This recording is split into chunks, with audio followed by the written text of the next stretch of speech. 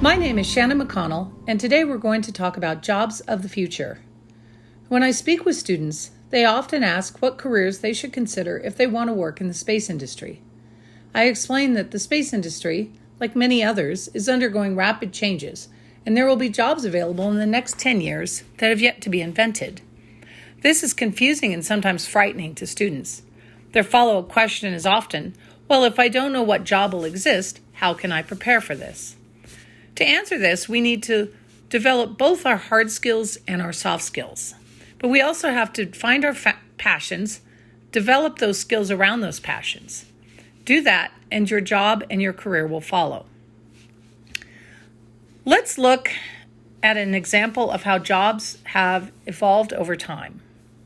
As America emerged from the Cold War in the 1980s, the U.S. workforce had a large number of highly skilled mid-career professionals working in aerospace. Then in the 1990s, the Berlin Wall crumbled, the Soviet Union collapsed, and the aerospace industry's business base, that was defense, evaporated. This happened almost overnight. Billion-dollar contracts with the military were gone. Research stopped. Thousands of engineers and scientists were thrown into the ranks of the unemployment lines. Some retired. Some moved into other career fields. But many of those newly unemployed engineers took their skills and blended them with their passions and their hobbies.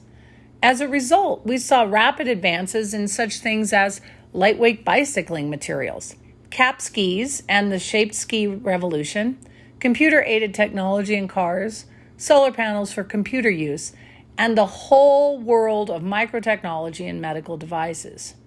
These are just a few of the technologies available commercially today, thanks to the aerospace meltdown of the 1990s. So it's important to never give up your piano playing, your rugby team, your model rocketry team, or your filmmaking club. The more interests you have, the more well-rounded and resilient you will be, both for enjoying life, but also in your career. Since the dawn of the 21st century, STEM has been one of the hot top ticket careers. After several decades of unstable job markets around the world, a market fueled by geopolitical developments, the growth of the middle class in India and other developing countries, and increased globalization across industries, students have been turning to more stable careers. Today's students, the Gen Z generation, were raised by households with Gen X parents. Those of us Gen Xers are proud nonconformists. Ask any Gen X person, you will find one who says that. We are the generation of don't join the crowd, figure it out along the way. This is the generation that grew up in the shadow of the Vietnam War, the end of the Cold War, massive inflation, the exploration of space, and for those of us in the United States, civil rights and desegregation. It was an amazingly unstable time, and this played out in the career decisions for many Gen Xers. Gen Zers have watched as their parents struggled to retain jobs in an era of intense globalization, as that placed downward pressure on salaries, eliminated retirement plans, and put strain on their families. So finding a career that is stable is important to Gen Zers. But equally important is that need to retain some control over their lives. Gone are the days of a company controlling every aspect of an employee's life, mainly because the company doesn't offer the career and retirement compensation that the baby boomers enjoyed. The company needs to turn a profit. That often translates into corporate attitude that employees are replaceable. If you become too expensive to the company, you're out the door. It's the reality of the 21st century corporation. This has resulted in, among other things, the erosion of corporate retirement plans and the phenomenon known as wage stagnation.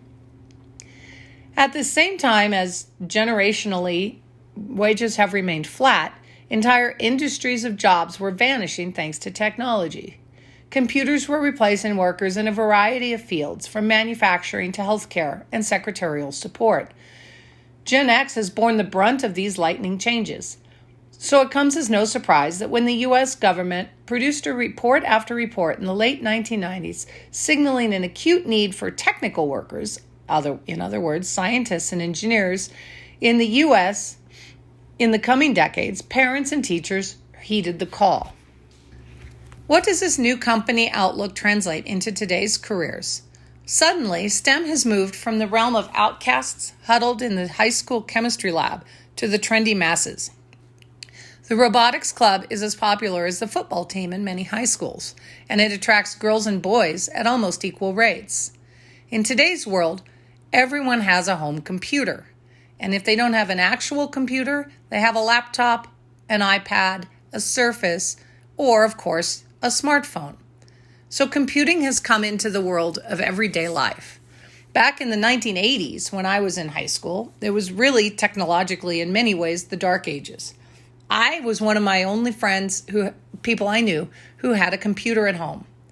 And our phones were just that, phones. Your phone was attached to a cord on the wall. Voicemail didn't exist. If your friend called and you were at dinner with your family, you never knew. They'd just have to call again. When I was in school, Nintendo had just burst on the scene, and it was the must-have holiday gift. Movies were still run in theaters on film. I spent a summer working as a projectionist at a local theater. I got the job because my grandmother was a film editor for MGM Studios, and she had taught me how to properly thread a movie projector. Today, a teenager working in a movie theater has no idea what a film projector looks like, let alone how to use it. If there's an old film projector sitting in that theater, it's abandoned, covered in dust in a dark corner of a closet. Today's world is very similar to the 1980s. Thanks to digital technology, we are standing on the edge of a cliff, but we haven't quite made that leap yet.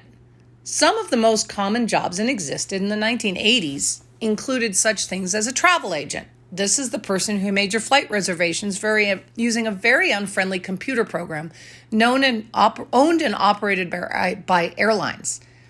Each major airline had their own program, and good agents could navigate the random dots and dashes for each program, all of which were coded in DOS. If you don't know what DOS is, Google it. Today, the only travel agents still around have managed to evolve their business into a concierge service for wealthy patrons. Everyone else uses TripAdvisor or Orbitz. Another job was human computers. They didn't really exist when I started working, but they weren't long gone from the workplace. I bet you didn't know that when NASA put men on the moon, that was done thanks in large part to a group of what we called human computers. These people, who happened to be mostly women, hand-calculated trajectories, fuel usage, launch weights, and every other aspect of getting a spacecraft off Earth into orbit and back. These were masters of the slide rule and the pencil. Today, interplanetary travel is calculated using computer software and the workers involved in the programmers coding the software. I bring these two careers up as examples of ones that have been eliminated through technology. But technology also brings new opportunities. So what does the 21st century career look like? Well, back in 1985, I could never have imagined that I could work at home using a data connection port to the world, i.e. the internet, and take phone calls from one giant leap in Australia while sitting in a ski lodge. In 1985, making a phone call to Australia was prohibitively expensive, among other things. Today, it's as cheap as calling grandma down the street. Video conferencing, teleconferencing, even software packages like PDF, these were all dreams in 1985. This has allowed companies to work globally, sourcing materials from India and Africa for a project being produced in China and sold in Germany. While that globalization came a surge in jobs requiring skills in logistics management, app-based programming, database management, and a host of other computer and technical skills. Great opportunities. Globalization also increases our awareness of other cultures and languages as we work in a multinational environment. I remember seeing an ad last year for a global bank. The story was about a woman in Hong Kong who, while she was in China, sent tuition funds to her daughter in England using her phone-based banking app. The fact that she transferred electronic funds using her phone was a science fiction story 20 years ago. Today, we can spend months away and still pay our bills, connect with our friends, and check in on our relatives, all while touring the Louvre or hiking in Iceland. So, don't shy away from the fact that technology is advancing careers. Leap into the unknown and find all of that amazing new technology and figure out how to use it to your advantage. So what possible STEM-related jobs will exist in the next 10 years? Well, that's the $10 million question. Nobody really has the answer. But we can position ourselves for those mysterious future space industry jobs by looking at the current direction of space research and exploration. And the big word there is Mars. Currently, there's a hard push on human exploration of Mars. Multiple international space agencies are working on this goal. It sounds easy. After all, we sent humans to our moon and back in the late 1960s and early 70s. And look at the technology we had to achieve that accomplishment. Martian exploration by humans is much more difficult. First, there's the 8-month quick transit from Mars to Earth. It's one thing to train astronauts for a 4-day weightless transfer to our moon. It's a whole different issue to train them for 8 months of weightless transit. Our bodies aren't made to operate in zero-G. Understanding the impacts of weightless environment has on the human body and developing the tools necessary to minimize the long-term effects of space travel will take doctors in multiple disciplines, medical researchers, athletic trainers, and a suite of other professionals working on new creative technologies to accomplish this. We don't have the answers or the tools and in this day and age. Then there's the question of sustaining life on Mars. Just imagine all the advances needed to grow and cultivate food, process human waste, treat and possibly create water, and build lightweight, durable habitats for these astronauts. There are so many advances needed in food science, chemistry, structural engineering, civil engineering, and architectural engineering to make human habitat on Mars possible. Then there are the needed advances in mental health for astronauts to handle the long-term effects of living in an isolated environment, communicating between Earth and Mars, launch capabilities both from Earth and Mars, robotic medical procedures for sick and injured astronauts. The list in the medical industry goes on and on. So while we can't anticipate the exact jobs that will evolve, we can anticipate the job skill sets. If you're interested in a career in space exploration in the mid-21st century, look at what fascinates you. Is it medicine, structural engineering, urban and regional planning, botany, food sciences? My personal advice is to take some time researching some of these fields and see what interests you. Study one or more of these fields. Go take a community college course or two.